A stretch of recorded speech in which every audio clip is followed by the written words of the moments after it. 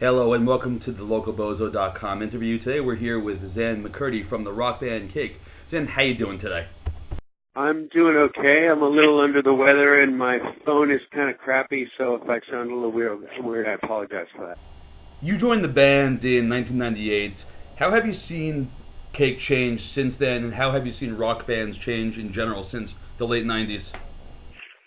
Well, when I started with them, it was pretty much a lot of heavy, kind of wide load, grand rock bands happening, and we were doing our thing. I think kind of a little dinkier, kind of.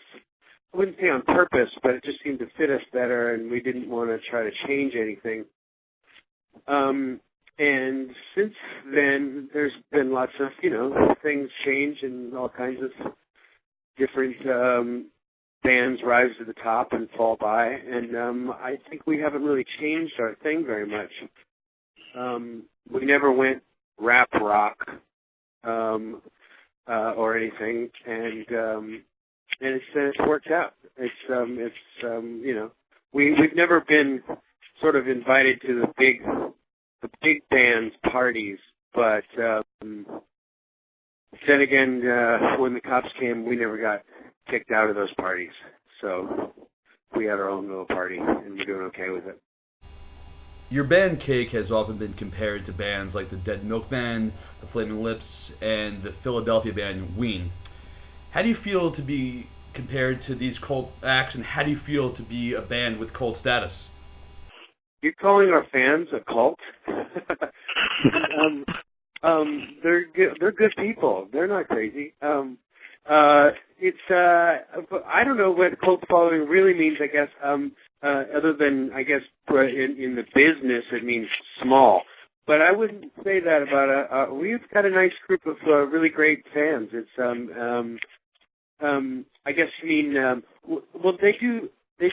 Like, okay, I have friends who are, relatives who come to our concerts who haven't seen us play, and they're pretty shocked that people know all the lyrics, for example, the fans. So I guess you kind of mean that sort of thing.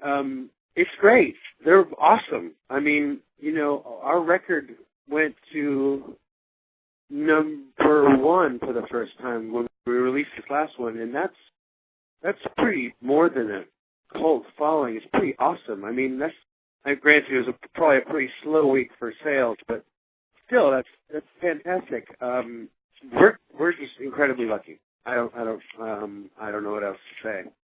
It's just it's great. I don't know. We get out there a lot. I guess we interact a fair amount, maybe, and that helps or something. Because we like the people who come to see us generally, How do you think the band has matured, especially with the release of the new album, Showroom of Compassion, especially with the breakout single, Sick of You? Yeah. I would say things have changed. I mean, I wouldn't say we did anything radically different necessarily, but I just think we're getting better at what we're doing. The instrumentation is more or less the same. I think, as far as instrumentation goes, in the studio, we've learned how to use the studio as an instrument a lot more. Sounds a little cheesy, I guess, but we've figured out, I mean, we've never really had a producer, but we've had engineers kind of help us tinker with knobs and stuff, but we kind of took over the reins on that too. So now it's just us in the rooms, and placing mics and, deciding what, and figuring out stuff all on our own has become, was a challenge, and it was an enjoyable challenge. But, so I think things sound different in that manner. But, I mean, what do we use? We use some funny instrumentation, I guess, but nothing too off the beaten path that you wouldn't think. We use the Vibraslap a lot.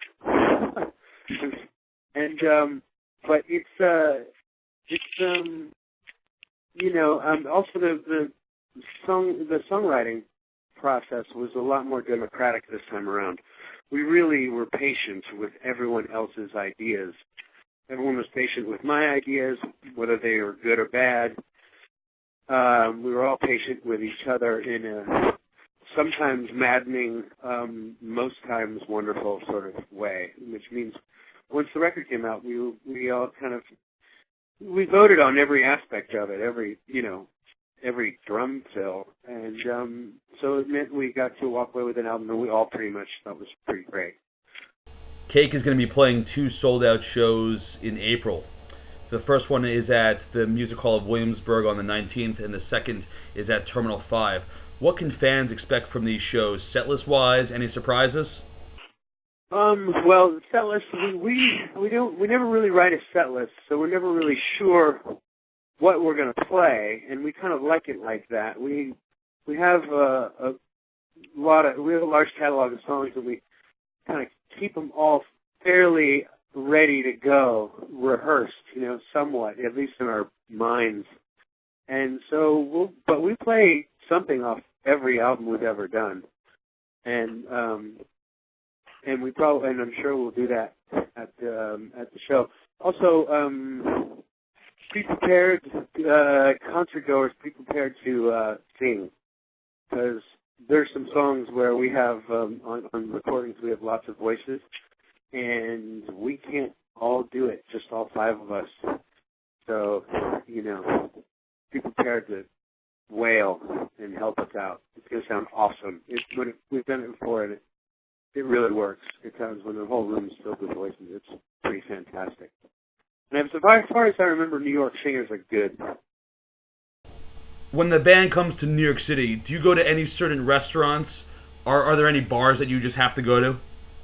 To be honest with you, when we go to New York, unfortunately, we never have time. Because New York is not like, no offense to Alabama, but it's not some like weird college rural town or something like that where there's kind of, you have in New York there's like stuff you have to do, like it's work. It's like, okay, go to this radio station and do this. Okay, now go play this gig at noon. Okay, now you've got a gig at night.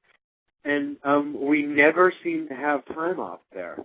But so I can't really tell you, and I don't have that many friends there. So I don't know New York very well. But what we're going to do this time around is we actually do have some time in between the Williamsburg and the Terminal 5 gig, and we're going to all go take a bike ride along the water there. I'm not exactly sure where, but we're going to go rent bicycles and all, as a group, go see the sights. So we're looking forward to that. Any recommendations? Yes, totally. If you're going to take a bike ride, you should do it along the West Side Highway. There's some great views of the Hudson River. The great state of New Jersey's right over there. It's very picturesque, and it's a long paved road. For going out to bars, I would say hit the East Village. A lot of good dive bars over there. The Lower East Side has some great new restaurants, too. Okay, I saw a map view of what our route might be, and it looked like it was on the west side of something and along the water. Maybe it's what you're talking about. Hey, have I ever been to a bar where there's lots of bras on the ceiling?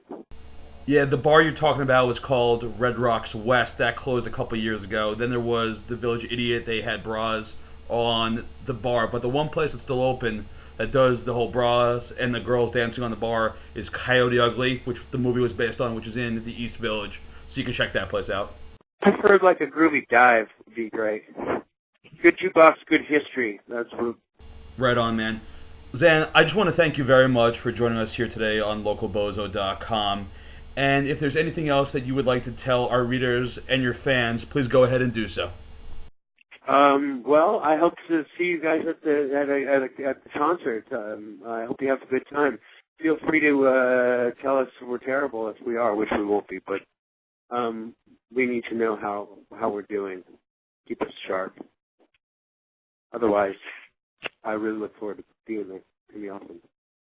Well, Xan, thank you so much for joining us today here on localbozo.com. And to everyone out there, Cake will be in New York City starting on April 19th at the Music Hall of Williamsburg, and then at Terminal 5 on April 21st. Xan, thank you once again. Thanks, Justin.